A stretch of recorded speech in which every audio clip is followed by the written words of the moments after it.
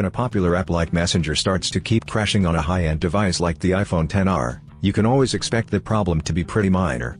Some owners reported that such issue occurred after the recent iOS 13.2 update. Hey guys, in this video, I will be showing you what to do if Messenger keeps crashing on your iPhone. First solution, close Messenger and force restart your iPhone. Most of the time, app crashes are minor app issues. They occur every now and then, but they're not necessarily hard to fix. In fact, closing the app in question and reopening it might fix the issue, but it's best to also refresh your device's memory. So here's what you need to do. Swipe up from the bottom of the screen and stop at the middle. This will show you the app previews. Now, swipe up on the Messenger preview to close it. Do the same to other apps. To force restart your iPhone, quickly press and release the volume up button, and then do the same for the volume down button. The moment you release the volume down button, press and hold the power key for 15 seconds or until the Apple logo shows. Now wait for your iPhone to finish restarting. Once the reboot is finished, try opening Messenger and see if it still crashes. Second solution, uninstall Messenger and reinstall it.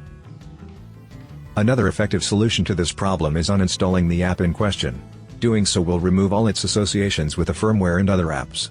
After that, reinstall the app to make sure you have the latest version. Here's how you do those things. Go to the screen where the Messenger icon is located. Tap and hold on its icon until options show. Tap Delete App. Tap Delete to confirm the deletion of the app. Launch the App Store. Search for Messenger, and then tap the install icon.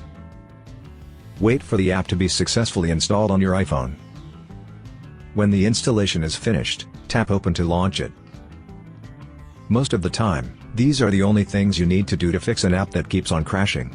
However, if for some reason the problem continues, then you have to do the next solution. Third solution, factory reset your iPhone. A reset will be able to fix this problem, but make sure to create a backup of your important files and data because they will be deleted and you may not be able to retrieve them. When ready, follow these steps. From the home screen, tap Settings. Find and tap General. Scroll down to the bottom of the screen, and then touch Reset. Tap Erase all contents and settings. Tap Erase now. If prompted, enter your security lock. Tap Erase iPhone at the bottom of the screen. Tap Erase iPhone again to proceed. Now enter your Apple ID password, and then tap Erase to proceed with the reset.